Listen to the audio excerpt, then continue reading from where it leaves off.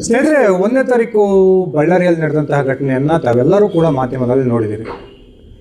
ಈ ಒಂದು ಘಟನೆ ನಡೆದ ನಂತರ ರಾಜ್ಯದ ಕಾಂಗ್ರೆಸ್ ಸರ್ಕಾರ ನೆಟ್ಕೊಂಡಿರ್ತಕ್ಕಂಥ ರೀತಿ, ತಮ್ಮ ಪಕ್ಷದ ಶಾಸಕನನ್ನು ಏನು ಸಮರ್ಥನೆ ಮಾಡ್ಕೊಳ್ಳೋಕೆ ಹೋಗಿ ಇಡೀ ರಾಜ್ಯದ ಮುಂದೆ ಕಾಂಗ್ರೆಸ್ ನಾಯಕರು ಬೆತ್ತಲಾಗಿದ್ದಾರೆ ಅಂದರೆ ತಪ್ಪಾಗೋದಿಲ್ಲ. ಒಂದು ಕಡೆ ಭರತ್ ರೆಡ್ಡಿ ಆ ವಾಲ್ಮೀಕಿ ಪುತ್ಥಳಿಯ ಅನಾವರಣದ ಒಂದು ಶುಭ ಸಂದರ್ಭಕ್ಕೆ ಏನು ಬ್ಯಾನರ್ಗಳನ್ನು ಕಟ್ಟತಕ್ಕಂಥ ಒಂದು ವಿಚಾರವಾಗಿ ಒಂದು ಕ್ಷುಲ್ಲಕ ಕಾರಣಕ್ಕೆ ಆರಂಭವಾದಂಥ ಒಂದು ಗಲಭೆ ಕೊನೆಗೆ ಸ್ವತಃ ಕಾಂಗ್ರೆಸ್ ಪಕ್ಷದ ಒಬ್ಬ ಕಾರ್ಯಕರ್ತನನ್ನು ಬಲಿ ತೆಗೆದುಕೊಂಡಿದೆ. ಈ ಒಂದು ಘಟನೆಗೆ ಸಂಬಂಧಪಟ್ಟಂತೆ ಅತ್ಯಂತ ಜವಾಬ್ದಾರಿಯುತ ಒಂದು ನಡವಳಿಕೆಯನ್ನು ನಡೆದುಕೊಳ್ಬೇಕಾಗಿದ್ದಂತಹ ರಾಜ್ಯ ಕಾಂಗ್ರೆಸ್ ನಾಯಕರು ಕೊಟ್ಟಿರ್ತಕ್ಕಂಥ ಬೇಜವಾಬ್ದಾರಿ ಹೇಳಿಕೆಗಳು ಇವತ್ತು ಇಡೀ ರಾಜ್ಯಾದ್ಯಂತ ಒಂದು ಟೀಕೆಗೆ ಒಳಗಾಗ್ತಾ ಇದ್ದಾವೆ. ಅದರಲ್ಲೂ ಕೂಡ ಭರತ್ ರೆಡ್ಡಿ ಅವರ ಒಂದು ತಪ್ಪು ಮೇಲ್ನೋಟಕ್ಕೆ ಕಂಡುಬಂದರೂ ಕೂಡ ಪ್ರಪ್ರಥಮವಾಗಿ ಜನಾರ್ದನ್ ರೆಡ್ಡಿ ಮತ್ತು ಅವರ ಬೆಂಬಲಿಗರ ಮೇಲೆ 4 FIRಗಳನ್ನು ದಾಖಲು ಮಾಡಿದಂತಹ ಕಾಂಗ್ರೆಸ್ ಸರ್ಕಾರ ಕೊನೆಗೆ ವಿರೋಧ ಪಕ್ಷದ ನಾಯಕರು ಮತ್ತು ಇಡೀ ರಾಜ್ಯಾದ್ಯಂತ ಜನ ಏನು ಒಂದು ರೀತಿ ಆಕ್ರೋಶವನ್ನು ವ್ಯಕ್ತಪಡಿಸಿದರು. ಆ ಆಕ್ರೋಶಕ್ಕೆ ಮಣಿದು ಕೊನೆಗೆ ಒಂದು ಕಣ್ಣೋರ್ಸ ತಂತ್ರಕ್ಕೆ ಕೈ ಹಾಕಿ ಆ ಭರತ್ ರೆಡ್ಡಿ ಮತ್ತು ಅವನ ಬೆಂಬಲಿಗರ ಮೇಲೆ 2 FIRಗಳನ್ನು ಹಾಕಿದೆ ಅನ್ನುವ ಮಾಹಿತಿಗಳು ಸಿಗ್ತಾ ಇದ್ದಾವೆ. ಇಂತಹ ಸಂದರ್ಭದಲ್ಲಿ ಸಂಪೂರ್ಣವಾಗಿ ಆ ಪೊಲೀಸ್ನ ವೈಫಲ್ಯ ಅಲ್ಲಿ ಕಂಡುಬರ್ತಾ ಇದೆ. ಆ ಒಂದು ಘಟನೆ ನಡೆಯೋದಕ್ಕಿಂತ ಒಂದು ದಿನ ಮುಂಚೆ ಬಳ್ಳಾರಿ SP ಆಗಿ ಚಾರ್ಜನ್ನು ತೆಗೆದುಕೊಂಡಿದ್ದಂತಹ ಪವನ್ ಅಂತಹ ಒಂದು ದೊಡ್ಡ ಘಟನೆ ನಡೀತಿರ್ತಕ್ಕಂಥ ಸಂದರ್ಭದಲ್ಲೂ ಕೂಡ ಅವರ ಕೈ ಕೆಳಗಿನ ಅಧಿಕಾರಿಗಳು ಮಾಹಿತಿಯನ್ನು ಕೊಟ್ಟರೂ ಕೂಡ ಆತ ಹೊಸ ವರ್ಷದ ಪಾರ್ಟಿ ಮೂಡ್ನಲ್ಲಿದ್ದ ಅನ್ನುವ ಮಾಹಿತಿಗಳು ಸಿಗ್ತಾ ಇದ್ದಾವೆ. ಯಾವ ಅಧಿಕಾರಿಗಳು ಫೋನ್ ಮಾಡಿದರೂ ಕೂಡ ಆ ಘಟನೆಯ ಸ್ಥಳಕ್ಕೆ ಆ ಒಬ್ಬ SP ಬಂದಿರಲಿಲ್ಲ. ಅದೇ ಕಾರಣಕ್ಕೆ ಇವತ್ತು ಸರ್ಕಾರ ಆತನನ್ನು ಸಸ್ಪೆಂಡ್ ಮಾಡಿದೆ. ಆದರೆ ಈ ಒಂದು ಆ ಘಟನೆ ನಡೆದ ನಂತರದ ಕಾಂಗ್ರೆಸ್ ನಾಯಕರ ಹೇಳಿಕೆಗಳು ನಿಜಕ್ಕೂ ಕೂಡ ಅಚ್ಚರಿಯನ್ನು ಉಂಟು ಮಾಡಿದ್ದಾವೆ.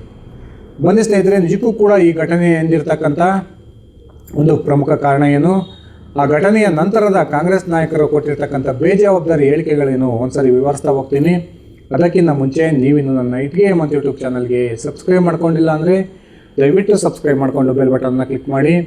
ನಾನು ಕೊಡ್ತಕ್ಕಂಥ ಮಾಹಿತಿ ನಿಮ್ಗೆ ಇಷ್ಟ ಆಗಿದ್ದರೆ ಈ ವಿಡಿಯೋಗೆ ಲೈಕ್ ಮಾಡಿ, ಶೇರ್ ಮಾಡಿ, ಕಮೆಂಟ್ ಮಾಡಿ. ಸ್ನೇಹಿತರೆ, ಈ ಹಿಂದೆಯೇ ಸದನದಲ್ಲಿ ಒಂದು ಸಾರಿ ಭರತ್ ರೆಡ್ಡಿ ಜನಾರ್ದನ್ ರೆಡ್ಡಿ ಅವರ ವಿರುದ್ಧ ಏಕವಚನದಲ್ಲಿ ವಾಗ್ದಾಳಿಯನ್ನು ನಡೆಸಿದರು. ಆ ಸದನ ನಡೀತಿರ್ತಕ್ಕಂಥ ಸಂದರ್ಭದಲ್ಲಿ ಅಸಾಂವಿಧಾನಿಕ ಪದಗಳನ್ನು ಬಳಸೋದ್ರ ಮೂಲಕ ಜನಾರ್ದನ್ ರೆಡ್ಡಿ ಅವರನ್ನು ಏಕವಚನದಲ್ಲಿ ವಾಗ್ದಾಳಿಯನ್ನು ನಡೆಸೋದ್ರ ಮೂಲಕ ಒಂದು ರೀತಿಯ ಅಚ್ಚರಿಯನ್ನು ತಂದಿದ್ದರು. ಆ ಸಂದರ್ಭದಲ್ಲಿಯೇ ಈ ಭರತ್ ರೆಡ್ಡಿಯನ್ನು ಕರೆದು ಕಾಂಗ್ರೆಸ್ ನಾಯಕರು, ಅದರಲ್ಲೂ ಹಿರಿಯ ನಾಯಕರು ಆತನಿಗೆ ಬುದ್ಧಿವಾದವನ್ನು ಹೇಳಬೇಕಿತ್ತು. ಆದರೆ ಜನಾರ್ದನ್ ರೆಡ್ಡಿಯನ್ನು ಈ ಭರತ್ ರೆಡ್ಡಿ ಕಾಲು ಎಳೆದರು ಅನ್ನೋ ಕಾರಣಕ್ಕೆ ಒಂಥರ ಕಾಂಗ್ರೆಸ್ ನಾಯಕರಿಗೆ ಖುಷಿಯಾಗಿತ್ತು. ಅವತ್ತು ಈ ಕಾಂಗ್ರೆಸ್ ನಾಯಕರು ಈ ಒಬ್ಬ ಶಾಸಕನಿಗೆ ಬುದ್ಧಿ ಹೇಳದೇ ಇರೋ ಕಾರಣಕ್ಕೆ ಇವತ್ತು ಈ ರೀತಿಯ ಒಂದು ಬಹುದೊಡ್ಡ ಘಟನೆ ಬಳ್ಳಾರಿಯಲ್ಲಿ ನಡೆದಿದೆ. ಈ ಘಟನೆ ಇಡೀ ರಾಜ್ಯದ ಕಾಂಗ್ರೆಸ್ ಸರ್ಕಾರಕ್ಕೆ ಒಂದು ಕಪ್ಪು ಚುಕ್ಕೆಯನ್ನು ತಂದಿದೆ. ಈ ಘಟನೆ ನಡೆದ ನಂತರ ಕಾಂಗ್ರೆಸ್ ನಾಯಕರ ಹೇಳಿಕೆಗಳು ನಿಜಕ್ಕೂ ಕೂಡ ರಾಜ್ಯದ ಮತದಾರರನ್ನು ಕೆರಳಿಸಿದೆ. ಒಂದು ಕಡೆ ಜನಾರ್ದನ್ ರೆಡ್ಡಿ ಅವರು ತನಗೆ ಜೀವ ಬೆದರಿಕೆ ಇದೆ, ಆ ಕಾರಣಕ್ಕೆ Z+ ಸೆಕ್ಯೂರಿಟಿಯನ್ನು ಕೊಡಬೇಕು ಅನ್ನುವ ಮನವಿಯನ್ನೇ ಮಾಡಿಕೊಂಡು ಕೇಂದ್ರ ಸರ್ಕಾರ ಮತ್ತು ರಾಜ್ಯ ಸರ್ಕಾರಕ್ಕೆ ಒಂದು ಪತ್ರವನ್ನು ಬರೀತಾರೆ. ಈ ಪತ್ರಕ್ಕೆ ಅತ್ಯಂತ ಜವಾಬ್ದಾರಿಯುತವಾದ ಒಂದು ಪ್ರತಿಕ್ರಿಯೆಯನ್ನು ನೀಡಬೇಕಾಗಿದ್ದಂತಹ ರಾಜ್ಯದ ಉಪಮುಖ್ಯಮಂತ್ರಿಗಳು, ಏನು ತಾನು ಮುಂದೆ ರಾಜ್ಯಕ್ಕೆ ಮುಖ್ಯಮಂತ್ರಿ ಆಗಬೇಕು ಅನ್ನುವ ಬಹುದೊಡ್ಡ ಕನಸನ್ನು ಇಟ್ಕೊಂಡಿರ್ತಕ್ಕಂಥ DK ಶಿವಕುಮಾರ್ ಕೊಟ್ಟಂಥ ಹೇಳಿಕೆ ನಿಜಕ್ಕೂ ಕೂಡ ಬಹುದೊಡ್ಡ ಒಂದು ಅಪಹಾಸ್ಯಕ್ಕೆ ಕಾರಣ ಆಗಿದೆ. ಜನಾರ್ದನ್ ರೆಡ್ಡಿ ಏನು ಪತ್ರ ಬರೆದಿದ್ರು, ಆ ಪತ್ರಕ್ಕೆ ಪ್ರತಿಕ್ರಿಯೆ ನೀಡ್ತಕ್ಕಂಥ ಸಂದರ್ಭದಲ್ಲಿ DK ಶಿವಕುಮಾರ್ ಕೊಟ್ಟಂಥ ಹೇಳಿಕೆ ನಿಜಕ್ಕೂ ಕೂಡ ಬಹುದೊಡ್ಡ ಬೇಜವಾಬ್ದಾರಿತನ ಅಂದರೆ ತಪ್ಪಾಗೋದಿಲ್ಲ. DK ಶಿವಕುಮಾರ್ ಹೇಳ್ತಾರೆ, ಜನಾರ್ದನ್ ರೆಡ್ಡಿ ಅವರಿಗೆ Z+ ಸೆಕ್ಯೂರಿಟಿ ಬೇಕಾಗಿದ್ದರೆ ಅವ್ರ ಪಕ್ಷದ ಒಂದು 100 ಕಾರ್ಯಕರ್ತರುಗಳನ್ನ ತಮ್ಮ ಸೆಕ್ಯೂರಿಟಿಗೆ ನೇಮಕ ಮಾಡಿಕೊಳ್ಳಿ, ಅಥವಾ ಅಮೇರಿಕದಿಂದ ಸೆಕ್ಯೂರಿಟಿಯನ್ನು ಕರೆಸ್ಕೊಳ್ಳಿ, ನಾವೇನು ಬೇಡ ಅಂದಿಲ್ಲ ಅನ್ನುವ ಹೇಳಿಕೆಯನ್ನು ಈ DK ಶಿವಕುಮಾರ್ ಕೊಡ್ತಾರೆ. ಇನ್ನೊಂದು ಕಡೆ ಪ್ರದೀಪ್ ಈಶ್ವರ್, ಈ ಲಾಟ್ರಿ MLA ಹುಚ್ಚ ವೆಂಕಟನ ಅಪರಾವತಾರ ಅನ್ನುವ ಏನು ಕುಖ್ಯಾತಿಯನ್ನು ಪಡೆದಿದ್ದಾನೋ ಈತ BJP ನಾಯಕರಿಗೆ ಧಮಕಿ ಆಗ್ತಕ್ಕಂಥ ಒಂದು ಹೇಳಿಕೆಗಳನ್ನು ಕೊಡ್ತಾರೆ.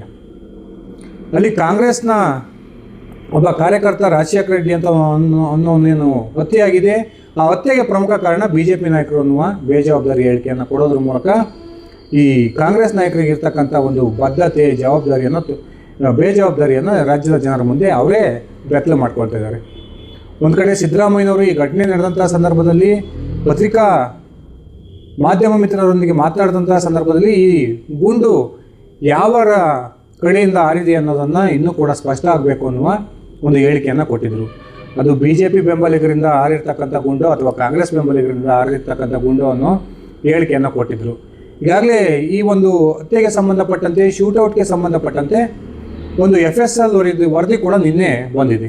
ಆ ವರದಿಯಲ್ಲಿ ಅತ್ಯಂತ ಸ್ಪಷ್ಟವಾಗಿ ಈ ರೌಡಿ MLA ಭರತ್ ರೆಡ್ಡಿಯ ಬೆಂಬಲಿಗ ಆಪ್ತ ಇವನ್ಯಾರು ಸತೀಶ್ ರೆಡ್ಡಿ ಅಂತವನಿದ್ದಾನೆ, ಆ ಒಬ್ಬ ಸತೀಶ್ ರೆಡ್ಡಿ ಅವರ ಗನ್ಮ್ಯಾನ್ನಿಂದ ಸಿಡಿದಿರ್ತಕ್ಕಂಥ ಗುಂಡಿನಿಂದ ಆ ಒಬ್ಬ ಕಾಂಗ್ರೆಸ್ ಕಾರ್ಯಕರ್ತನ ಹತ್ಯೆ ಆಗಿದೆ ಅನ್ನುವ ಒಂದು ಸ್ಪಷ್ಟವಾದ ವರದಿ FSL ಕೊಟ್ಟಿದೆ. ಆದರೂ ಕೂಡ ಈ ಕ್ಷಣಕ್ಕೂ ರಾಜ್ಯದ ಕಾಂಗ್ರೆಸ್ ಸರ್ಕಾರ ಭರತ್ ರೆಡ್ಡಿ ಅವರನ್ನು ಬಂಧಿಸದೇ ಇರತಕ್ಕಂಥದ್ದು ಒಂದು ರೀತಿಯ ಅಚ್ಚರಿಯನ್ನು ಹುಟ್ಟಾಕಿದೆ. ಒಂದು ಕಡೆ ತನ್ನ ಪಕ್ಷದ ಶಾಸಕನನ್ನು ಸಮರ್ಥನೆ ಮಾಡ್ಕೊಳ್ಳೋಕೆ ಹೋಗಿ ಇಡೀ ರಾಜ್ಯದ ಜನರ ಮುಂದೆ ರಾಜ್ಯದ ಕಾಂಗ್ರೆಸ್ ಸರ್ಕಾರ ಒಂದು ರೀತಿ ಅಪಹಾಸ್ಯಕ್ಕೀಡಾಗಿದೆ.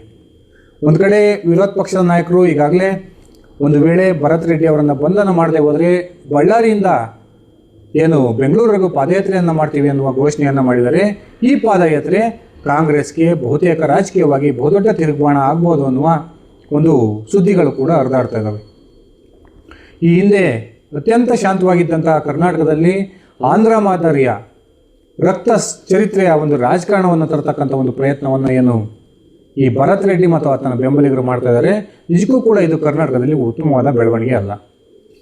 ಇಂತಹ ಸಂದರ್ಭದಲ್ಲಿ ಆಡಳಿತ ಪಕ್ಷವಾಗಿರ್ತಕ್ಕಂಥ ಕಾಂಗ್ರೆಸ್ ಅತ್ಯಂತ ಜವಾಬ್ದಾರಿಯಿಂದ ನಡ್ಕೊಳ್ಬೇಕಾಗಿತ್ತು. ಆದರೆ ಪ್ರತಿಯೊಬ್ಬ ಕಾಂಗ್ರೆಸ್ ನಾಯಕನು ಕೂಡ ಉಡಾಫೆಯ ಉತ್ತರವನ್ನು ಕೊಡೋದ್ರ ಮೂಲಕ ಇದೊಂದು ಸಣ್ಣ ಘಟನೆ, ಅಲ್ಲಾಗಿರ್ತಕ್ಕಂಥದ್ದು ಏನೂ ತಪ್ಪೇ ಅಲ್ಲ ಅಂತಕ್ಕಂಥ ಹೇಳಿಕೆಯನ್ನು ಕೊಡ್ತಾ ಇರತಕ್ಕಂಥದ್ದು ನಿಜಕ್ಕೂ ಕೂಡ ಒಂದು ರೀತಿಯ ಆಶ್ಚರ್ಯ ಅಂದರೆ ತಪ್ಪಾಗೋದಿಲ್ಲ. ಇದ್ದುದರಲ್ಲಿ ಕಾಂಗ್ರೆಸ್ ನಾಯಕರ ಪೈಕಿ ಒಂದು ಸ್ವಲ್ಪ ಜವಾಬ್ದಾರಿಯುತ ಹೇಳಿಕೆಯನ್ನು ಕೊಟ್ಟಿರ್ತಕ್ಕಂಥದ್ದು ಸತೀಶ್ ಜಾರಕಿಹೊಳಿ ಅವರು ನಿಜಕ್ಕೂ ಕೂಡ ಈ ಘಟನೆ ಕಾಂಗ್ರೆಸ್ ಸರ್ಕಾರಕ್ಕೆ ಒಂದು ಕಪ್ಪು ಚುಕ್ಕೆ, ಈ ರೀತಿಯ ಘಟನೆ ಮರುಕಳಿಸಬಾರ್ದು, ಈ ಘಟನೆ ಆಗಬಾರ್ದಿತ್ತು ಅನ್ನೋ ಹೇಳಿಕೆಯನ್ನು ಕೊಡೋದ್ರ ಮೂಲಕ ಘಟನೆಗೆ ಒಂದು ರೀತಿಯ ನ್ಯಾಯ ಒದಗಿಸ್ತಕ್ಕಂಥ ಪ್ರಯತ್ನವನ್ನು ಮಾಡಿದ್ದಾರೆ. ಇಂತಹ ಒಂದು ಕಾಂಗ್ರೆಸ್ ಆಡಳಿತದಲ್ಲಿರ್ತಕ್ಕಂಥ ಒಂದು ಕಾಂಗ್ರೆಸ್ ನಾವೇ ನಿರಂತರವಾಗಿ ಆಡಳಿತದಲ್ಲಿರ್ತೀವಿ, ನಾವು ಶಾಶ್ವತವಾಗಿ ಆಡಳಿತವನ್ನು ಉಳಿಸ್ಕೊಂಡು ಹೋಗ್ತೀವಿ ಅನ್ನುವ ಭ್ರಮೆಯಲ್ಲಿ ಇದ್ದಂತೆ ಕಂಡು ಬರ್ತಾ ಇದೆ. ಈ DK ಶಿವಕುಮಾರ್ ತಾನು ರಾಜ್ಯದ ಮುಖ್ಯಮಂತ್ರಿ ಆಗಬೇಕು ಅನ್ನುವ ಬಹುದೊಡ್ಡ ಕನಸನ್ನು ಇಟ್ಕೊಂಡಿರ್ತಕ್ಕಂಥ ವ್ಯಕ್ತಿ ಒಬ್ಬ ಶಾಸಕನಿಗೆ ಸೆಕ್ಯೂರಿಟಿ ಕೊಡಬೇಕಾದಂತಹ ಒಂದು ಸಂದರ್ಭದಲ್ಲಿ ಈ ರೀತಿಯ ಬೇಜವಾಬ್ದಾರಿ ಹೇಳಿಕೆಯನ್ನು ಕೊಟ್ಟಿರ್ತಕ್ಕಂಥದ್ದು ನಿಜಕ್ಕೂ ಕೂಡ ರಾಜ್ಯ ಮತದಾರರ ಕೆಂಗಣಿಗೆ ಗುರಿಯಾಗಿದೆ ಅಂದರೆ ತಪ್ಪಾಗೋದಿಲ್ಲ.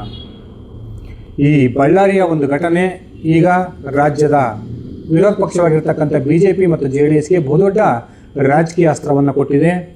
ಈ ಒಂದು ಘಟನೆ ನಿಜಕ್ಕೂ ಕೂಡ ರಾಜ್ಯ ಕಾಂಗ್ರೆಸ್ಗೆ ಬಹುದೊಡ್ಡ ದುಬಾರಿ ಆಗೋದ್ರಲ್ಲಿ ಯಾವುದೇ ಅನುಮಾನ ಇಲ್ಲ. ಸ್ನೇಹಿತರೆ, ನಿಮ್ಮ ಅಭಿಪ್ರಾಯ ಪ್ರಕಾರ ನಿಜಕ್ಕೂ ಬಳ್ಳಾರಿ ಘಟನೆಗೆ ಸಂಬಂಧಪಟ್ಟಂತೆ ಭರತ್ ರೆಡ್ಡಿ ಅವರ ಬಂಧನ ಆಗಬೇಕಾ ಅಥವಾ ರಾಜ್ಯದ ಕಾಂಗ್ರೆಸ್ ಸರ್ಕಾರ ತನ್ನ ಶಾಸಕನನ್ನು ಏನು ಒಂದು ಪ್ರೊಟೆಕ್ಟ್ ಮಾಡ್ತಕ್ಕಂಥ ಕೆಲಸವನ್ನು ಮಾಡ್ತಾ ಇದೆ, ಅದು ಸರಿಯಾಗಿದೆಯಾ? ದಯವಿಟ್ಟು ನಿಮ್ಮ ವೈಯಕ್ತಿಕ ಅಭಿಪ್ರಾಯವನ್ನು ಕಮೆಂಟ್ ಮಾಡಿ. ಧನ್ಯವಾದಗಳು ಸ್ನೇಹಿತರೆ, ಶುಭ ದಿನ.